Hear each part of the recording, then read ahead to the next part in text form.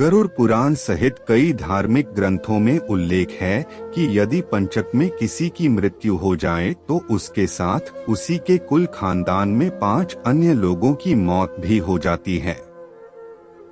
क्या यह सच है?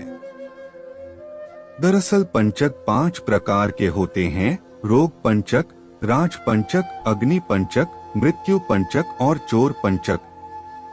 जैसा कि नाम से ही स्पष्ट होता है कि किस पंचक में क्या होगा। इसमें मृत्यु पंचक ही मृत्यु से संबंधित होता है। आचार्यों के अनुसार धनिष्ठा से रेवती पर्यंत इन 5 नक्षत्रों की क्रमशः 5 श्रेणियां हैं: ग्राम पंचक, कुल पंचक, रथ्या पंचक, गृह पंचक एवं ग्राम बाह्य पंचक।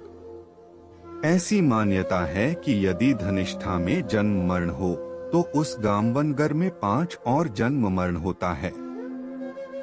शतभिषा में हो तो उसी कुल में, पूर्वा में हो तो उसी मोहल्ले टोले में, उत्तरा में हो तो उसी घर में और रेवती में हो तो दूसरे गामवनगर में 5 बच्चों का जन्म एवं 5 लोगों की मृत्यु संभव है।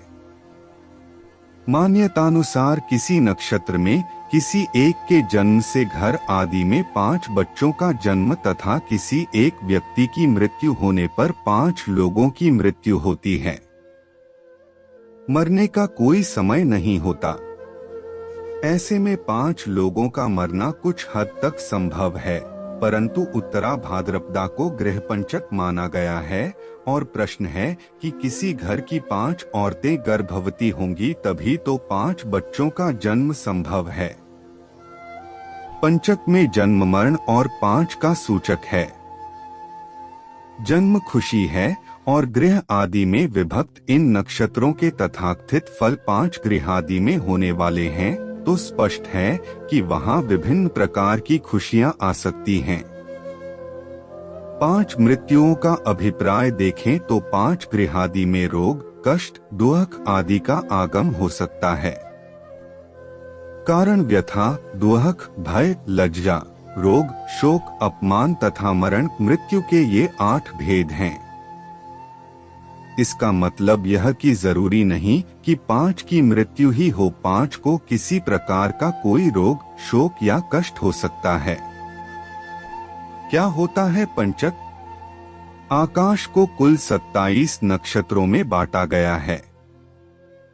इन 27 नक्षत्रों में अंतिम 5 नक्षत्र धनिष्ठा, शतभिषा, पूर्वा भाद्रपद, उत्तरा भाद्रपद और रेवती नक्षत्रों के संयोग को पंचक कहा जाता है। इन 5 नक्षत्रों की युति यानी गठजोड़ अशुभ होता है। मुहूर्त चिंतामणि अनुसार इन नक्षत्रों की युति में किसी की मृत्यु होने पर परिवार के अन्य सदस्यों को मृत्यु या मृत्यु तुल्य कष्ट सहना पड़ता है। ज्योतिष के अंतर्गत कुंभ और मीन राशि के चंद्रमा के नक्षत्रों अर्थात धनिष्ठा के उत्तरार्ध शतभिषा, पूर्वा भाद्रपदा, उत्तरा भाद्रपदा तथा रेवती इन 5 नक्षत्रों के समूह को पंचक कहते हैं।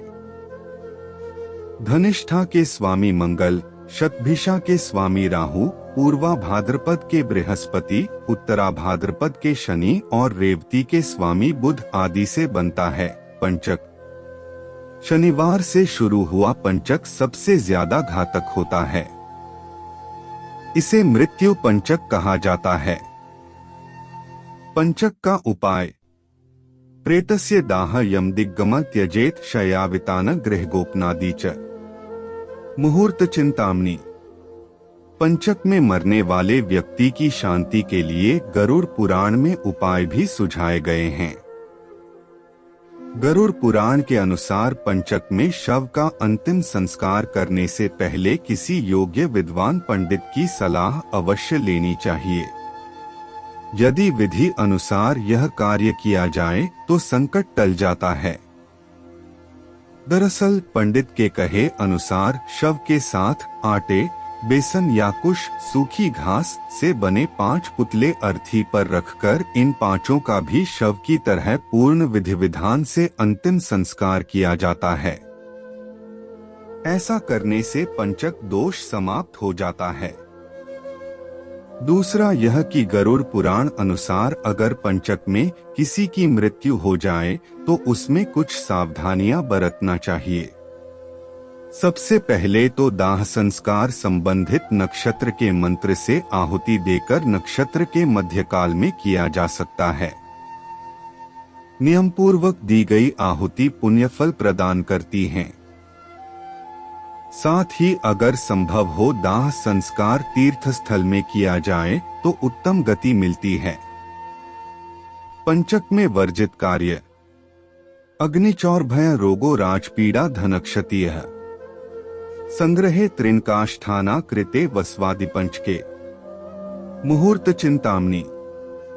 अर्थात पंचक में तिनकों और काष्ठों के संग्रह से अग्नि भय, चोर भय, रोग भय, राज भय एवं धनहानि संभव है।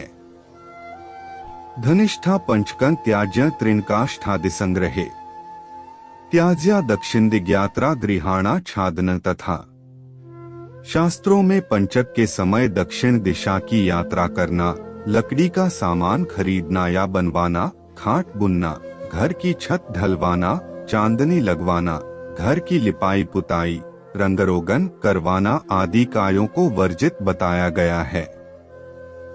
उक्त कार्य करने से धन हानि और घर में क्लेश होता है या किसी भी प्रकार का संकट उत्पन्न हो सकता है।